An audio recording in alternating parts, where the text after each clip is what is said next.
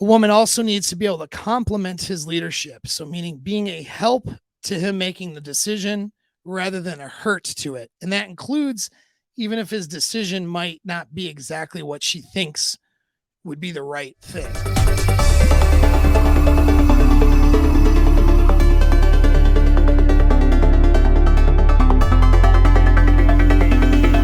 Power. Okay. So let's talk about power dynamic.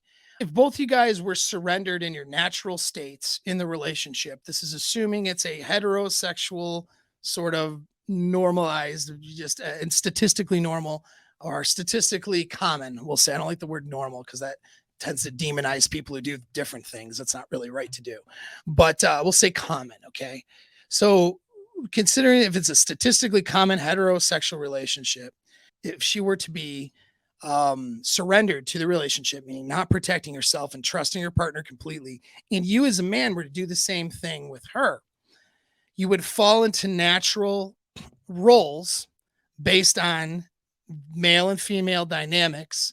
And that would involve the man having some level of dominance and authority, and the woman having some level of submission and support. Okay. That's just the way it would go. Now, this doesn't go well with feminist theory. So if you're listening to this and into feminist theory, this contradicts that. And that's fine because it's not right. Okay. Feminist theory assumes that all of these roles are socially conditioned, but science and evolutionary psychology says that that's not true. And in fact, these roles are part of our evolutionary progression and how we mate. So if everyone submits and everyone's happy and nobody has any worries, the dude's going to naturally lead and the woman will naturally follow. Now, to what degree will be what's dependent on the individual. So some guys are extremely dominant and they need a extremely submissive woman. Some guys are a little bit less dominant in their natural state and role, but they need a woman that's not competing with him for dominance, but is at least, not so submissive that she needs him to step up into his role more, right? And so that's the balance. And this is not talked about very often, but it needs to be talked about more, which is something I'll be talking about more because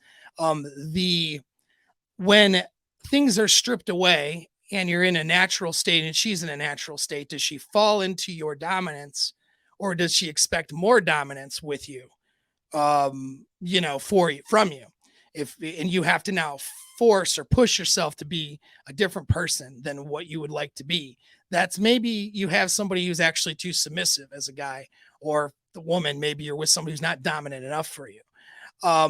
If in your natural states, though, she's competing for dominance, perhaps, she's socially conditioned and fighting against her natural state, or perhaps, she's not submissive enough in her natural state, and that's not a good match. So whether or not you're a good match with somebody has a lot to do with power, okay? Because when there's only a certain amount of comfort somebody is going to have with the level of power they're executing. And I say dominance and submission, but understand there's a lot of power in submission. It's as much, it's situational, but submission actually has a lot of power and often has more power than dominance does in a relationship dynamic, because in that dynamic, he's caretaking for her. So when she is dissatisfied or not cared for, that now he has to now change his behavior. So her, in a sense, her submission and need creates that, that power on the dominant. Okay. So this is a whole show on power itself. You guys are going to conflict all the time if the power dynamic is in challenge or in jeopardy. It doesn't mean you're a bad person or she's a bad person. Okay. It just means that you're not a good match. Now, women that are listening to this, especially from the United States, if you're being socially conditioned to having more dominance than maybe what you're biologically programmed for, this is not good. This creates a major problem for success in your relationships. Guys, you're being conditioned to have less dominance. All right. So this is social conditioning to try to equalize everybody. But the problem is your natural biological states are different. And so, although you may think it's really morally acceptable, do you know what I mean?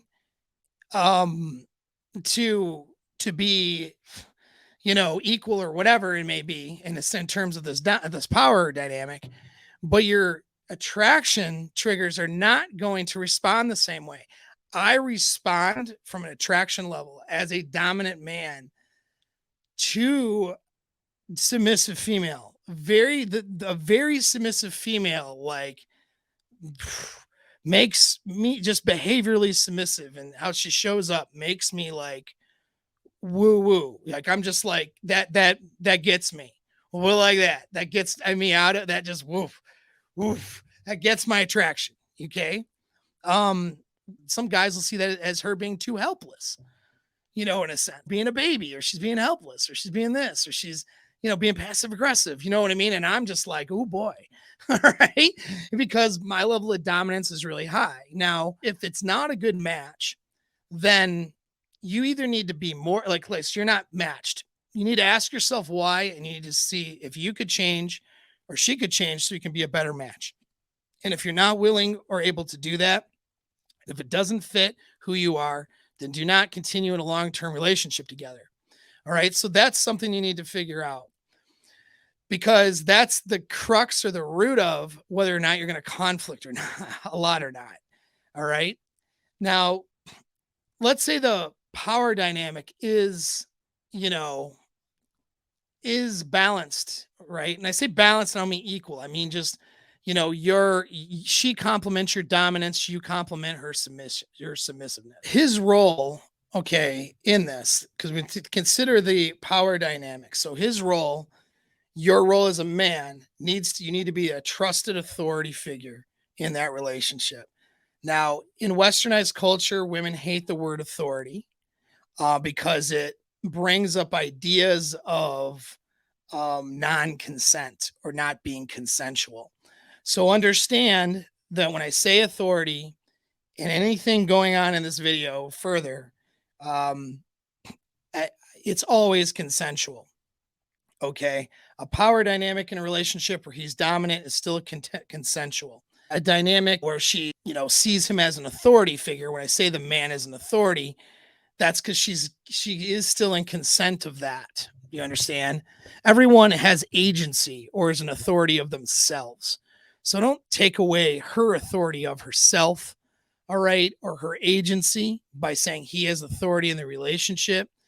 It's just deferring to that decision making and him as a leader. And that's, generally speaking, the natural state that men and women want. So he needs to be empathetic towards her needs.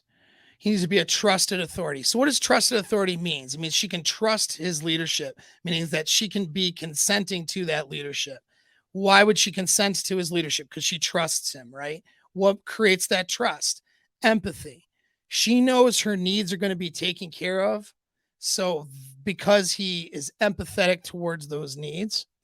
And so that's what causes, right, her to trust and submit, because you're being empathetic towards her. Being a good listener is a big thing. So when women say, my boyfriend or my husband never listens to me, or I don't feel like I'm heard, or I don't feel like I'm understood, that creates that's the most common criticism a woman will have of her man, is that he doesn't pay attention to her, doesn't listen, she doesn't feel understood, which means she is saying that, he's not being empathetic towards her. She is not trusting that her needs will be taken care of. Therefore, she's not trusting herself and not trusting him enough to submit to him, right? She can't submit now because she doesn't trust that needs will be taken care of. This is what leads to conflict. Okay. So honesty is important here. Understand that. And we'll talk about honesty in a second. And being trustworthy is important, we'll say. But brutal honesty is actually not the number one thing. All right. In other words, talking about every detail and every nuance and every little thing is actually not only not necessary, but counterproductive. All right. And I'm not suggesting that you act dishonest as a man or as a woman, but presenting the information of what's necessary so you can properly lead as a man and so she can, in consent, follow you. All right. So, what makes the difference between being in consent and not in consent? I talk about different forms of lying in another video, and I talk about the difference between being in consent or not. If that information is something that a reasonable person would need to know so that they could consent to a decision, then it's relevant, right? It needs to be shared. But every little detail doesn't always need to be shared. It's particularly if you're a leader or you're the decision maker. Okay. So that's something worth keeping in mind. Um, Now, her role, what's her role? Well, she needs to choose a man that she can trust. Okay. And she needs to choose a man that she trusts will be empathetic to her needs. So when she's making the mating decision, right? So girls who are listening and guys who are vetting and looking for the right girl for a relationship, she needs to be minded towards looking towards somebody that she could trust, and not just trust to tell the truth, but trust to be empathetic towards her, trust to be a good listener. Do you know what I'm saying? And so that's what the woman needs to be thinking about, because that genuine desire she may have, if she has burning desire for somebody, the safety for her to open up those emotions need to be calibrated by her level of trust for the guy. And again, that's not just trust. See, trust that he's going to tell you all the details or whatever is actually not healthy. That's actually a woman trying to be controlling. So when a woman wants to know every detail of everything, even things, whether it's consequential or not, she's generally trying to control the circumstance and control her anxiety by wanting all those details. Because there's a lot of details of decisions and different things that just aren't relevant. There's some things that, it's not necessarily necessary for your partner to know, for either one to for him to lead or for her to follow, or and for both to be in consent of that relationship. So this need of needing to know every single small detail is a thing that people do when they have anxiety. They're trying to execute control through the information. And it starts by wanting to know all of the information. And then it ends with then trying to control things based on that information. And so women will try to control things by finding little pieces of information to be offended by or victimized by. All right. A lot of times the submissive person will do that, usually male or female. That would be a red flag, in fact. If somebody is wanting to include you as a guy, you're wanting to dig into each other's phones and conversations with best friends and dig into all these details, that's an indicator that you have a trust problem and an anxiety problem. And you're trying to be controlling on the other person because of it. And so for her, she needs to not do that, right? She needs to express her needs. So women need to be expressing their needs and levels of trust, where they're at for their level of trust also, in a healthy way, through conversation, okay? Not through hints, not through emotional reactions, not through behaviors, right? Where you're trying to punish and reward, because that's manipulative. Through this, I'm talking for the woman now. The woman needs to have the ability to have a conversation and talk about and express in a adult, calm, positively biased way her needs and her level of trust. And so women need to work towards that and work less about being emotionally reactive. Okay. And guys, you need to select women who can delay gratification and who are capable of doing that and capable of moving into a positive bias.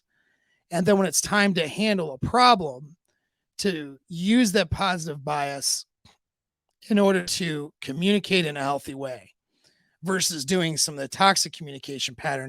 A woman also needs to be able to complement his leadership. So meaning being a help to him making the decision rather than a hurt to it. And that includes even if his decision might not be exactly what she thinks would be the right thing. It doesn't help either party if she is conflicting and making it harder for him to make good decisions just because she disagrees. And honesty, again, it's important. Honesty, I would say, is more important. And again, I'm not saying someone should be dishonest, but when you're the person who is expressing the needs and not leading, so that's the woman, you need to be as detailed about all of that information as possible so that the authority or the man can make the decisions properly. If he is absent of information that's relevant, he's not going to make the decision well. And then the woman, you can't blame him for making a bad choice because you didn't communicate well all of the details, or you left out key pieces of information because it would make you look bad, or you might upset him or whatever. And so for a woman, from a pragmatic sense, she needs to be more detailed. Guy needs to just make the right choice. I'm not suggesting that people lie to each other, but I'm just suggesting I'm talking about what is the most pragmatic thing in terms of making decisions. I will tell you, a lot of times, if a woman is not trying to be controlling, she doesn't want all the details anyways. She just wants the results. Okay. And so when a woman wants all the details, it's because she doesn't trust the leadership. She doesn't trust the answer or the information, or she's trying to manipulate. So she's trying to manipulate it, or she's just trying to manipulate it. And that could be because of her and how she is, which is a problem. And maybe someone that you need to not select as a partner, or could be because, you've done something as a guy that makes her not trust you. And so now you have to deal with that problem.